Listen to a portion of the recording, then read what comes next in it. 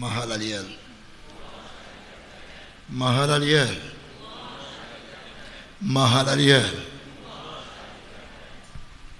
Nous vous saluons dans le nom précieux de notre Seigneur et Sauveur Jésus-Christ.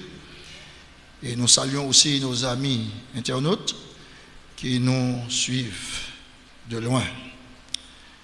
Et le Saint-Esprit a bien planifié le culte pour que toutes les exhortations se fassent sur l'humilité. Dieu veut que nous soyons humbles. Nous allons lire la parole de Dieu dans l'Épître aux Hébreux, chapitre 11. Et nous allons lire seulement 3 versets, 24, 25 et 26. Hébreux 11, versets 24 à 26. Je lis dans une autre version, qui est la version de John Nelson Darby. Je vais lire le texte et après vous allez relire vous-même dans votre Bible. C'est par la foi que Moïse, devenu grand, refusa d'être appelé fils de la fille de Pharaon.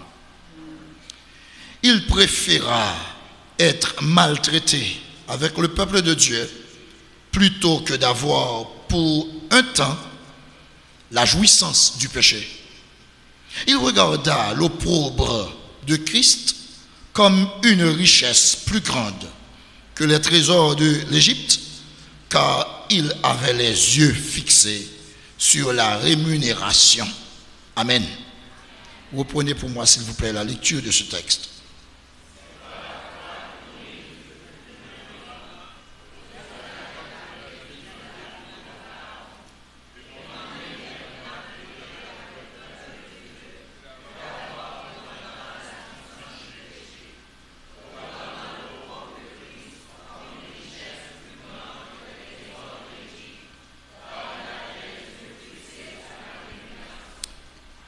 Il avait les yeux fixés sur la rémunération. Faites le choix. Faites le bon choix. Mais n'anticipez pas. Je reprends. Faites le bon choix, mais n'anticipez pas. Qu'est-ce qu'on dit? Faites le bon choix, mais n'anticipez pas. Eh bien aimé, dès sa prime enfance, et même dès les premiers jours de sa vie, Moïse avait été l'objet d'interventions souveraines et miraculeuses de Dieu. Lorsque nous lisons dans Exode chapitre 1er, versets 8 à 14, nous voyons que ses parents avaient défié le tout-puissant Pharaon d'Égypte en soustrayant leur fils à l'extermination organisée contre les enfants hébreux. Et l'Éternel avait eu un moyen pour faire pénétrer l'enfant proscrit à la cour royale et lui permettre d'y poursuivre des études de haut niveau aux frais de l'État, jusqu'à ce qu'il devienne puissant en parole et en œuvre pour répéter les paroles du martyr Étienne dans Actes chapitre 7, verset 22.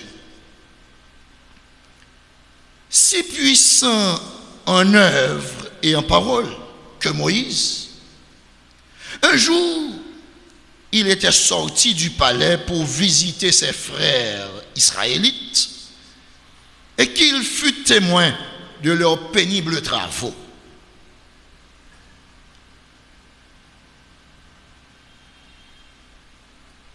Il crut devoir intervenir avec autorité. Lorsque nous lisons dans Exode chapitre 2, versets 11 et 12, il vit un Égyptien qui frappait un Hébreu d'entre ses frères. Il regarda de côté et d'autre, et voyant qu'il n'y avait personne, il tua l'Égyptien et le cacha dans le sable. Mais bien aimé, c'est un acte regrettable et incompris. L'acte est à la fois regrettable et incompris. Jusqu'alors, mes bien-aimés, Moïse n'avait connu que l'insouciance de la cour royale. Il ne s'était guère préoccupé de la dure servitude sur laquelle gémissaient ses frères israélites. Mais soudain, réveillé à la tragique réalité, il s'imposa libérateur des opprimés. Or, comme le dit l'Écriture que nous lisons dans Jacques, chapitre 1er, verset 10, verset 20, la colère de l'homme n'accomplit pas la justice de Dieu. Le diacre Étienne, encore lui, dans son magistral discours qui précéda son martyre, commente cet événement en ces termes que je lis en Actes chapitre 7, versets 23 à 25. Moïse avait 40 ans lorsqu'il eut à cœur de se rendre auprès de ses frères, les fils d'Israël. Il en vit qu'un qu'on outrageait, il en vit qu'on outrageait et, prenant sa défense, il vengea celui qui était maltraité et frappa l'Égyptien. Il pensait que ses frères comprendraient que Dieu leur accordait la délivrance par sa main, mais ces derniers ne comprirent pas. Non, mes bien-aimés, ses frères israélites n'avaient pas compris. Parce que Moïse lui-même n'avait pas compris les conditions élémentaires requises en vue de l'accomplissement d'une telle mission. Son geste irréfléchi, qui d'ailleurs n'a rien réglé, peut se comparer à celui du disciple Pierre, qui lors de l'arrestation du Seigneur a frappé de l'épée Malchus, le serviteur du souverain sacrificateur, et lui a emporté l'oreille pour reprendre. Jean chapitre 8, versets 10 et 11. Certes, les deux étaient favorablement disposés et désireux de bien faire. Mais Moïse s'érigeait en protestateur devant la flagrante injustice que subissaient quotidiennement ses frères exploités. Et Pierre voulait démontrer par son coup d'épée son attachement au Seigneur qu'il voulait défendre. Mais lorsque l'homme manifeste l'ardeur de son courroux dans l'énergie de ses forces propres, il ne peut que commettre des dégâts inutiles et entraver, voire retarder l'œuvre que Dieu s'était proposé d'accomplir. Mais bien aimé, c'est pourquoi ce matin, nous vous encourageons à faire le meilleur choix, mais à ne pas être anticipé. Il faut prendre du temps. Il faut savoir que la décision qu'on va prendre, que Dieu est là-dedans. Il faut savoir le temps de Dieu aussi. Il faut savoir attendre le temps de Dieu. Mais bien aimé, Moïse était sans doute animé de fort bonnes dispositions lorsqu'il a voulu prendre la défense de ses frères israélites maltraités par les Égyptiens. Comme nous sommes aussi souvent poussés par des sentiments tout à fait louables, quand nous prétendons régler des situations en recourant à nos forces vives, nos prétendues capacités de juger des choses et des gens et d'agir selon la justice. Mais bien aimé, la parole de Dieu nous dit dans Jérémie 17, verset 9, quelle justice! Car comment l'élan de notre cœur désespérément mauvais pourrait-il accomplir la justice de Dieu? La Bible nous dit, le cœur de l'homme est tortueux. Et par-dessus tout, il est méchant. Donc la justice ne peut pas venir de nos cœurs. Donc la justice de l'homme fait souffrir, mes bien-aimés. Moïse n'a pas pris le temps de réfléchir avant d'assassiner l'Égyptien. Et n'arrive-t-il pas aux chrétiens, à l'âge de l'Internet, de réagir en une fraction de seconde et de frapper par l'épée de la langue un frère, une sœur dans la foi, alors que cette situation aurait trouvé son issue dans l'attente de circonstances favorables ou dans la patience de l'adversité. Mais bien aimé, le parfait exemple, celui de notre Seigneur, devrait nous servir d'enseignement. Et nous lisons dans Marc, chapitre 11, versets 9 à 17, lors de sa mémorable arrivée à Jérusalem, quand la foule s'écriait « Hosanna !» béni soit celui qui vient au nom du Seigneur, Jésus vit le désordre installé au temple par des marchands et des agents de change. Mais quand il eut tout considéré, comme il était déjà tard, il s'en alla à Béthanie. Et ce n'est qu'à son retour à Jérusalem, le lendemain, qu'il chassa du temple les indésirables qui avaient transformé la maison de son père en une caverne de voleurs. C'est le lendemain qu'il l'a fait. Il ne l'a pas fait tout de suite. Or, si pour une violation si flagrante des lois de sa maison, le Seigneur a laissé passer une nuit avant de remettre de l'ordre au temple, ne devrions-nous pas, avant de donner libre cours à notre colère, au moins laisser passer une nuit pour prendre le temps de tout considérer et surtout de prier?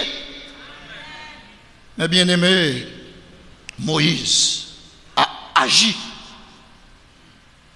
impulsivement, poussé par son énergie propre qui, ne l'oublions pas, est totalement incapable d'accomplir quoi que ce soit positif pour Dieu. Dans Romains chapitre 8, verset 7, nous lisons « La chair est inimitié contre Dieu, parce qu'elle ne se soumet pas à la loi de Dieu et qu'elle ne le peut même pas. » Mais reprenons le fil de notre récit dans l'Exode chapitre 2. À partir du verset 13 jusqu'au verset 15, Moïse sortit le jour suivant. Et voici, deux Hébreux se querellaient. Ils disent à celui qui avait tort, « Pourquoi frappes-tu ton prochain ?» Et cet homme répondit, « Qui t'a établi chef et juge sur nous? Penses-tu me tuer comme tu as tué l'Égyptien? » Moïse eut peur et dit, certainement, la chose est connue. Pharaon apprit ce qui s'était passé et il cherchait à faire mourir Moïse, mais Moïse s'enfuit de devant Pharaon et il se retira dans le pays de Madian. Donc, il s'agit là d'une fuite obligée, mais salutaire. La fuite est obligée, mais c'est une fuite salutaire. C'est pour son salut.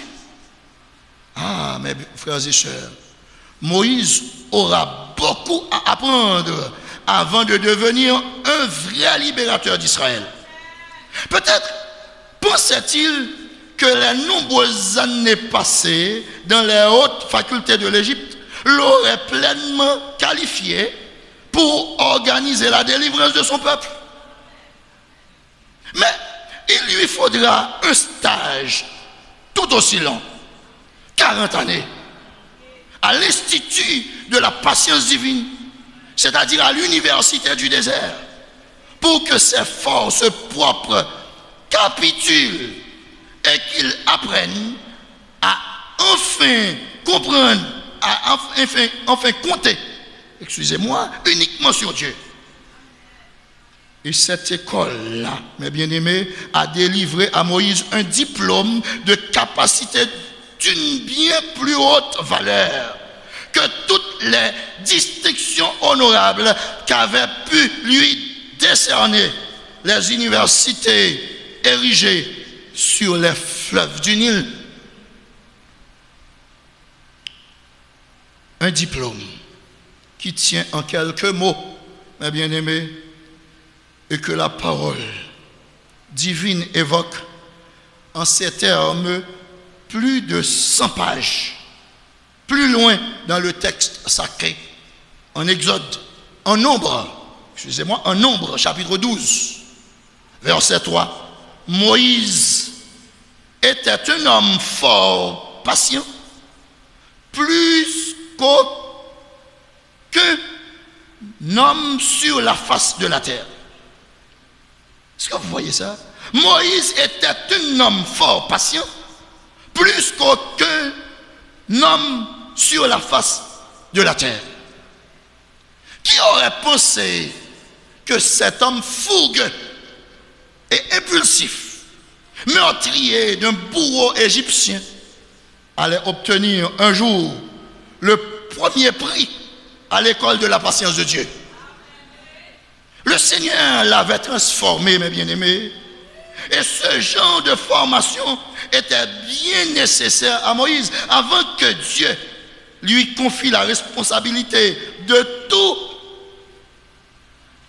La responsabilité de tout un peuple envers lequel il a dû même patienter pendant 40 ans. Dieu voit toujours plus loin que nous, mes bien-aimés. Et s'il permet que nous foulions tel chemin, c'est qu'il a pour nous un objectif qui nous échappe encore, mais qu'il a préparé de toute éternité pour notre bien et le bien de ceux qui constitueront notre environnement de demain.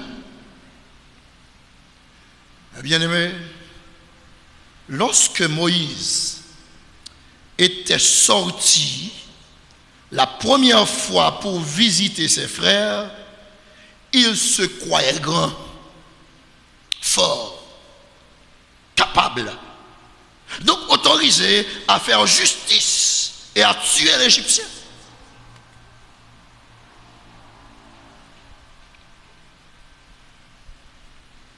Mais quand le lendemain, il voulut imposer son arbitrage à deux Hébreux qui se querellaient, il s'est rendu compte que son crime n'était pas passé inaperçu. Il n'eut alors d'autre choix que fuir la colère du Pharaon et ainsi renoncer définitivement à son existence dorée à la cour, et même, qui sait, un jour, a hérité du trône. Il lui fallut chercher une nouvelle orientation pour sa carrière. Alors, et peut-être sans s'en rendre pleinement compte, Moïse prit la première décision qui l'aiguillait sur le chemin de la foi. Car en quittant l'Égypte, il se mettait à disposition du Dieu saint. Mais bien aimé, le Dieu saint n'aurait pu rien faire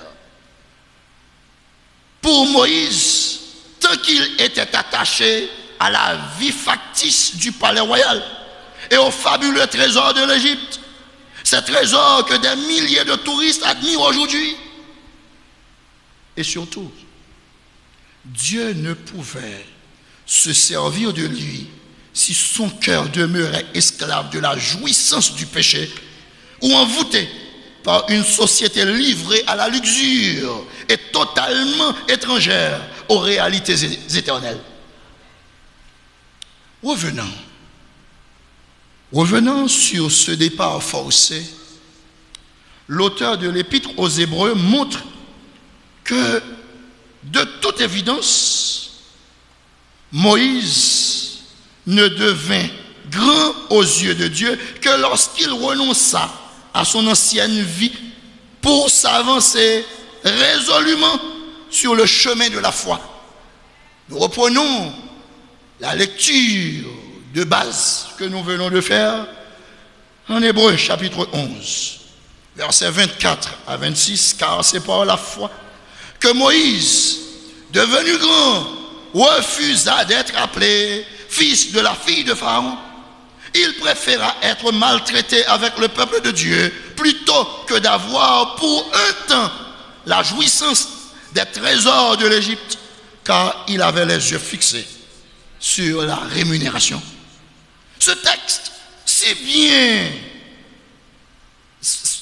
résume si bien la carrière de Moïse que nous avons l'occasion d'y revenir pour en savourer des phases successives correspondant à des étapes précises de son cheminement. Moïse a quitté l'Égypte. Il a regardé, choisi, préféré. Il a refusé l'honneur, la jouissance du péché, les avantages matériels. Il a préféré la rémunération éternelle aux récompenses passagères et illusoires que le monde offre. Ses promesses et ses cadeaux mirobolants que la société propose aujourd'hui encore, et à ceux qui tergiversent à un carrefour de l'existence. Moïse a renoncé pour recevoir. Il a dédaigné les trésors de l'Égypte, mais il en a trouvé d'autres, infiniment plus précieux. En quittant la vie facile, beaucoup plus tard, s'identifier au peuple de Dieu, il a tourné le dos au palais du roi pour pénétrer dans l'antichambre des palais du ciel. Mais bien aimé, une école supérieure et déterminante. Pour Moïse, réfugié au désert, 40 nouvelles années de fréquentation des classes dans l'école de Dieu n'étaient pas de trop pour le préparer aux hautes fonctions que le Seigneur lui réservait. Au contraire, chaque journée d'éducation céleste lui fut indispensable avant qu'il soit même de porter des responsabilités que Dieu entendait lui confier. Mes frères et sœurs, il nous arrive de croire que l'épreuve de patience par laquelle Dieu nous fait passer est superflue. C'est ce que nous pensons souvent, voire inutile. Que ce temps précieux pourrait être plus judicieusement employé et que nous aurions mieux à faire plutôt que de piétiner dans le paysage tourmenté d'un Sinaï horrible. Un Sinaï où les pistes ne mènent nulle part et où l'horizon ne cesse de se renverser, refermer, excusez-moi, comme si chaque vallée était un cul-de-sac. Mais, réflexion faite, toutes les disciplines d'éducation du Seigneur ne nous sont-elles pas indispensables? Pourquoi? C'est pourquoi que nos impatiences, ou du moins que nous impatientons, que nous n'impatientons pas, tandis que notre Père Céleste nous garde sous sa houlette et nous ramène sous sa féruche, sous sa férule. Il est des leçons capitales, mes bien-aimés, que l'on apprend qu'en plein désert. Il faut connaître ces moments. Et nous le disons souvent ici. C'est ce qui nous permet de grandir. Et c'est ce qui nous permet fort souvent de voir comment est l'horizon. L'enfant de Dieu, souvent prisonnier d'une activité fébrile, doit aussi découvrir le repos de la foi dans ses oasis spirituelles, où il se recycle dans la connaissance du Seigneur. N'ayons donc pas honte d'être en formation continue au travers du séminaire des contrariés quotidiennes.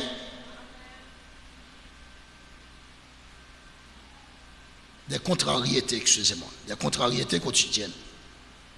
Au jour le jour, on rencontre des contrariétés dans sa vie. C'est notre séminaire de formation. Si dans le monde, on s'est rendu compte que la formation continue est indispensable aux cadres et à ceux qui ont des ambitions professionnelles, à combien plus forte raison, mes bien-aimés, que le chrétien doit-il accepter l'éducation salutaire que le Père Céleste lui prodigue? Même si pour ce faire, il utilise des instruments étonnants ou des circonstances essentiellement humaines. Parfois on n'est pas d'accord. On dit si c'est Dieu, oui, mais c'est un homme qui le fait. Mais Dieu ne va pas paraître physiquement pour le faire.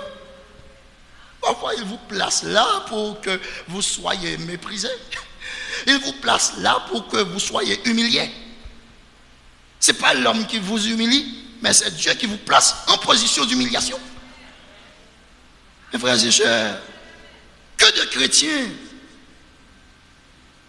et ceux peut-être nous-mêmes, ont-ils raisonné ainsi? Si le traitement infligé venait directement de Dieu, je l'accepterais de tout cœur. Mais parce qu'il m'est infligé par l'intermédiaire d'instruments humains, je ne puis l'admettre. Or, mes bien-aimés, le Seigneur ne demande pas notre avis lorsqu'il choisit les moyens d'éducation qu'il juge nécessaires à notre bien. Le Nouveau Testament nous dit en Hébreux, chapitre 12, versets 7 et 10, supportez le châtiment. C'est comme des fils que Dieu vous traite. Car quel est le fils qu'un père ne châtie pas? Nos pères nous châtiaient pour peu de jours, comme ils le trouvaient bon. Mais Dieu nous châtie pour notre bien, afin que nous participions à sa sainteté. Donc nous ne pouvons pas rester sur nos lauriers pour que nous soyons saints. Il n'y a pas de sainteté sans souffrance. Pas comme sur les roulettes, la vie chrétienne. C'est une vie de souffrance. Comme on est pur l'or pour transformer en métal précieux. Mes frères et sœurs, au siècle de la vitesse, de l'électronique et de l'Internet, comment prendrions-nous le temps de nous pencher sur les manuels d'instruction du Seigneur? Parce que tout ça occupe notre temps. Si nous ne consentions pas à passer des jours, des semaines ou des mois dans les vallées de Sinaï tourmentées, mais propices à la méditation. Et quels sont-ils, ces fameux manuels d'instruction du Père Céleste, sinon les 66 livres inspirés de la Bible, desquels il a dit dans 2 Timothée chapitre 3, versets 16 et 17, toute l'écriture est inspirée de Dieu et utile pour enseigner, pour convaincre, pour corriger, pour instruire dans la justice, afin que l'homme de Dieu soit accompli et propre à toute bonne œuvre. Propre à toute bonne œuvre. Mais Moïse était destiné à une très grande œuvre. Conduire 2 millions d'Israélites pendant 40 ans au désert de la péninsule du Sinaï. Comment aurait-il pu guider ces foules remuantes et indisciplinées au travers du dédale tourmenté des monts et vallées de cette péninsule s'il n'y avait passé lui-même 40 années empêchant les troupeaux de son beau-père? Et comment aurait-il dirigé ce peuple sous la houlette de la discipline de l'Éternel s'il s'y était soustrait, tandis que c'était son tour de la découvrir et de la vivre? Eh bien aimé, il est dans la vie des moments stratégiques où il nous faut choisir. Pour Moïse, il lui fallut d'un jour à l'autre quitter l'Égypte pour avancer sans hésitation dans la voie de la foi. L'Égypte, c'était la mort. Le Sinaï, c'est la vie. Et dans Deutéronome chapitre 30, verset 19, nous lisons: j'ai mis devant toi la vie et la mort, la bénédiction et la malédiction. Choisis la vie afin que tu vives. Encore une parole que Moïse n'aurait pu consigner dans le livre de Dieu s'il ne l'avait pas vécu lui-même auparavant. Moïse a dû choisir. Il a bien choisi. Et Dieu l'employa puissamment comme peu l'ont été dans l'histoire. Mes frères et sœurs, on va terminer. Et pour terminer, on vous dit, si en ce jour, vous êtes en face d'un choix analogue, choisissez bien. Choisissez bien. N'anticipez pas. attendez le moment de Dieu. Et vous aurez le meilleur comme Moïse, qui hérita de la vie et de la bénédiction. Et la parole nous dit, cherchez premièrement le royaume de Dieu et sa justice. Et toutes ces choses, le bonheur auquel vous aspirez aujourd'hui, mes bien-aimés, vous seront donnés par-dessus. Qu'il en soit ainsi pour vous. Et bon dimanche dans le Seigneur. Bonne semaine.